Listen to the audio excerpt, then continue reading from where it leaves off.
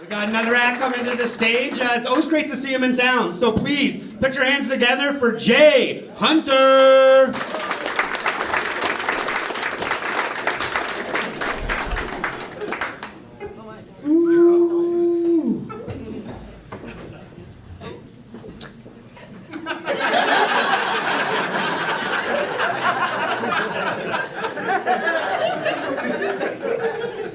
Like, I heard that immediate silence, and I was like, there's a ceiling somewhere.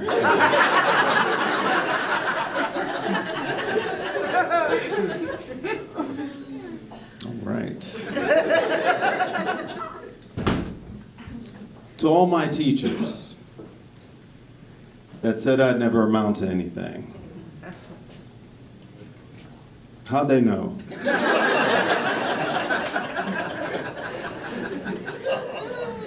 I mean, they're at the parent-teacher conference like, yo, your son is really struggling in his class. But I watched that same teacher roll down the window of a Geo Prism just to get out.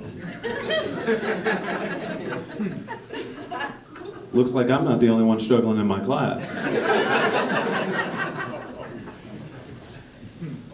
If you can't tell by my uniform, I'm a jungle fever survivor.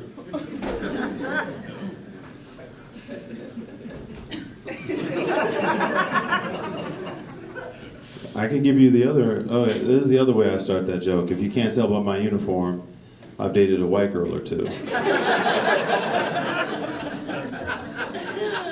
Jury is spoken. Love of my life was Jewish. And I wasn't just dating her for the discounts.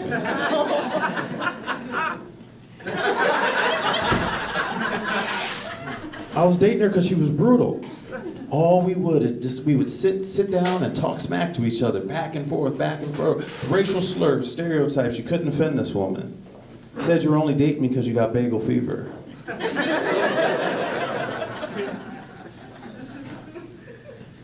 One day we were having a debate about the economic ceiling. Like, I was saying she had it worse being a Jewish female. Oh, by the way, I live in Detroit. I didn't know. Did that come out, like, was my Ottawa accent, like, being hidden or something like that? I live in Detroit. That might make sense for the rest of the stuff, but.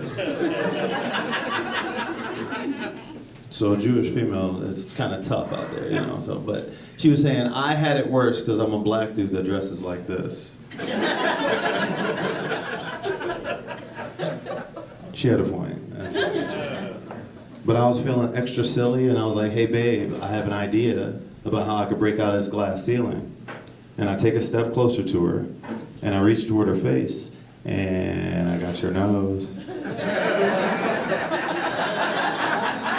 I got your nose!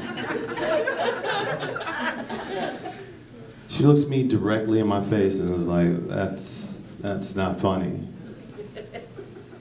Give it back.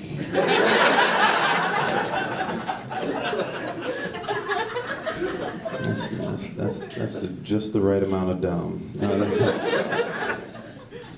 All right, let's talk about race a little bit. You know, so I'm a Detroit comic, and I get Detroit comics coming up asking a lot of. I want to say Detroit comics. I get white Detroit comics coming up to me asking me some crazy things.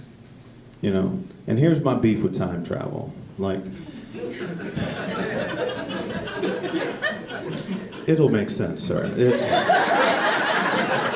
Like, have you ever had a buddy just be like, yo, if you had a time machine, would you go back in time and kill baby Hitler? Yeah.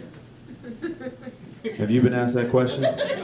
Not yet? Okay, just wait afterward. Have you been asked that question? Yeah. We know, he said, yeah, the question is out there. See, these white comics come up to me like, hey Jay, you know, if you had a time machine, would you go back in time and kill baby Hitler? You can give me all the arsenal in the world. Who am I sneaking up on?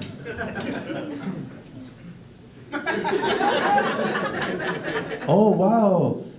That Nazi sure is tall.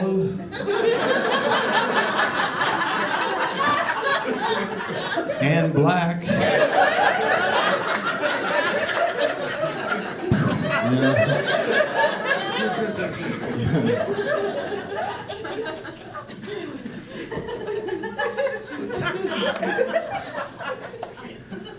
I see a lot of things traveling around the United States. Like I did 6 years in the Navy, and I was stationed in upstate New York. And I would drive from upstate New York and down to the Midwest, and you drive through all this New York State, and it's beautiful out there, you know, with the changing leaves. And I thought all of New York State was like, hey, I'm walking over here. Sadly mistaken, you know. You start really getting to that Midwest, you know, you start seeing signs. Gas stations get few and far in between, you know. Start looking like a scenery out of Mad Max. Crack your windows, you slightly hear banjos. It's dually country. Are we familiar with dualies out here? The pickup trucks with the two big wheels on each side, the wide bottoms? I have a little proverb, you know, if I'm driving behind someone in a dually, I say, that person right there, they can count the amount of black people that they know on their tires. On the front right-hand side of the vehicle. That's pushing it, you know. So you start getting into those areas, you know, it gets, you know, gas stations few, you know, looks like that might be the last place that you ever, you know, and you gotta, say you got a tinkle, you know, you gotta start asking yourself questions like, do I have waterproof seats?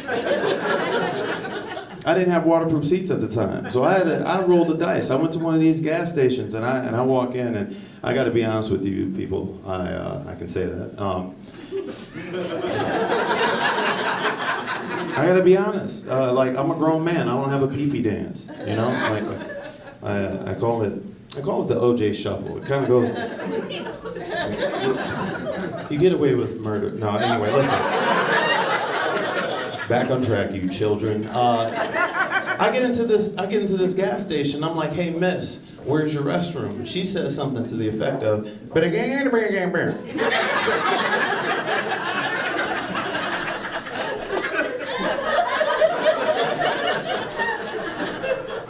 Now I don't speak West Virginian, so I just followed her hand.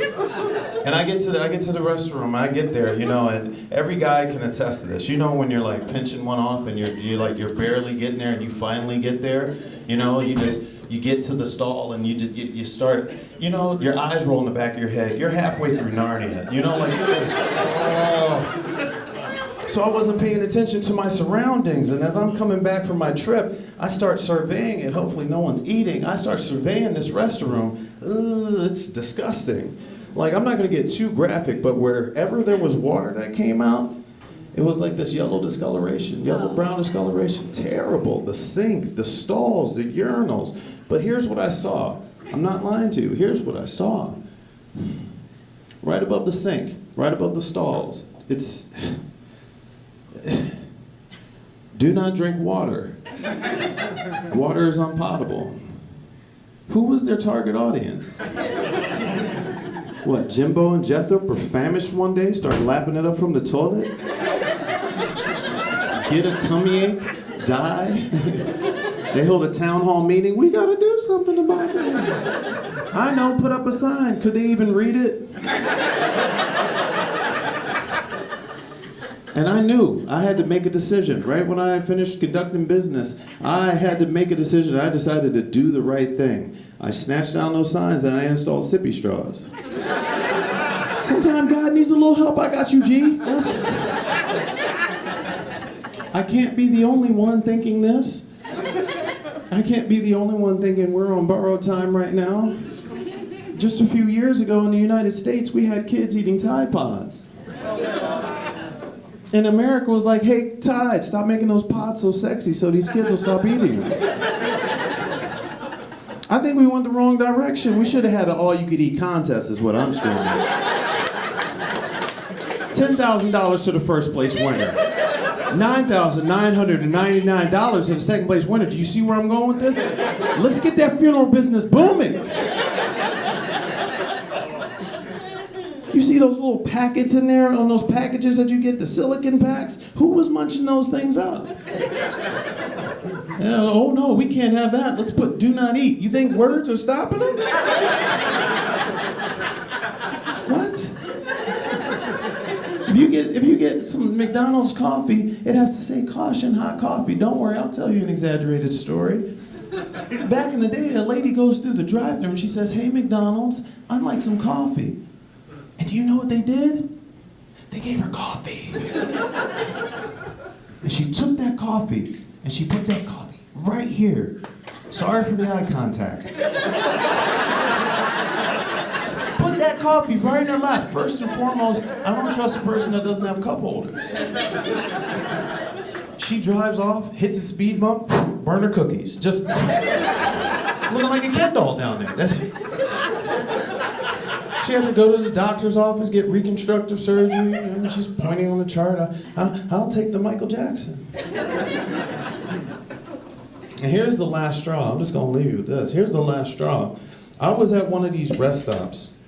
Fancy rest stop, too. Nice and clean, bright. And I'm in the men's room. And I look over to my right, and I see it. And it appalls me. There was a baby changing station. Like, we're trusting men with babies? But right there at the baby changing station, I saw it. It said, "Do not leave baby."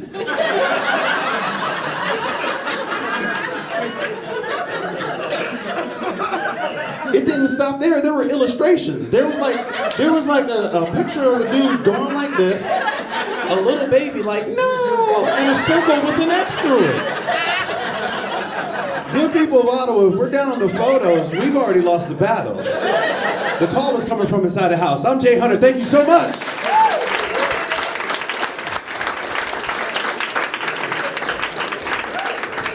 Jay Hunter, everybody. Very funny stuff.